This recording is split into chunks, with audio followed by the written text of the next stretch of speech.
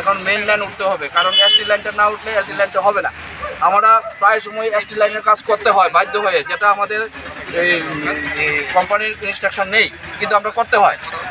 কেন করতে হয়? পাবলিকের স্বার্থে করতে হয়, পাবলিক যাতে পরিষেবাটা ঠিকমতো পায়। আমরা চাই ত্রিপুরা রাজ্যের সরকারের বর্তমান সরকার যে পরিষেবা দিয়েছেন, এই পরিষেবা যাতে প্রত্যেকটা জনসাধারণ পায়, সেটাকে সুদৃঢ় রাখার জন্যই আমরা এই 19-12 দীর্ঘদিন যাবত কাজ করে আসছি। কিন্তু দুঃখের বিষয়, সরকার কর্তৃপক্ষ হোক, ডিপার্টমেন্টের কর্তৃপক্ষ হোক, কারোই আমাদের বেতন সম্পর্কে, আমাদের কর্তৃপক্ষ, আমাদের স্টাফের আর নিরাপত্তা সম্পর্কে, আমাদের স্টাফের আর দুঃখ দুর্দশা শুনতে রাজি না। অতএব আপনাদের কাছে বিনম্র অনুরোধ থাকবে, আপনারা দয়া করে এই জিনিসটাকে নিয়ে একটু আলোচনা করবেন। আমরা যাতে, আর আমাদের সময়টা হচ্ছে 12 ঘন্টা ডিউটি। আমি যতটুকু জানি, আমার যতটুকু নলেজ আছে, আমি মনে হয় শুনছি না যে 12 ঘন্টা কোনো দপ্তরের কাজ হয়।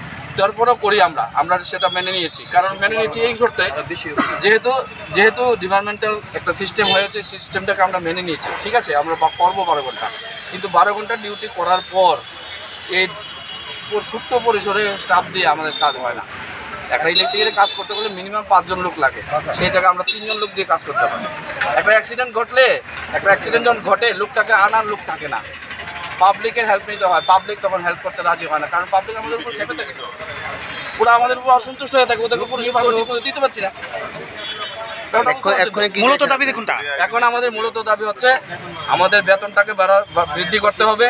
দ্বিতীয়ত দাবি হচ্ছে আমরা যে 12 ঘন্টা ডিউটি করি, এটাকে একটু স্বল্প করতে হবে, 8 ঘন্টা করতে হবে। আরেকটা দাবি হচ্ছে আমাদের স্টাফ, প্রত্যেকটা সাব ডিভিশনের যে স্টাফ, যে আমাদের টিম অনুযায়ী যে কাজ করি, এই স্টাফটা আমাদের বাড়িয়ে।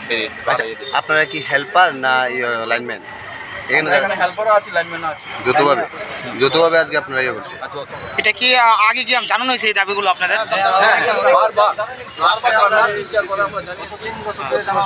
করেছি, কর্তৃপক্ষ আমাকে আশ্বাস দিয়েছিল 15 দিন পরে হবে, 10 দিন পরে হবে, আপনারা একটু ধৈর্য ধরুন। ঠিক আছে, ওদের কথা আমি মেনে নিয়েছি, কিন্তু মেনে নেওয়ার পরও আজ অদ্যবধি কোনো সদত্ব পাচ্ছি না, যার কারণে আজকে বাধ্য হয়ে আপনাদের এই প্রকাশ্যে আসা জিনিসটা প্রকাশ্যে এসে গেল। এতদিনে দীর্ঘদিন চাপা ছিল, এতদিনে প্রকাশ্যে আমরা আসতে বাধ্য হয়েছি। এতটুকু আমাদের দাবি, আপনারা দয়া করে এই জিনিসটা দেখুন। শুধু আপনারা লাইনম্যান আর হেল্পার এখানেই না? আপনার নামটা? নাম কি? আমার নাম সুব্রত ঘোষ। কি হন আপনি? আমি হেল্পার। কোন জায়গায়? এখানে? আমি আমতলী সাব ডিভিশনে আছি।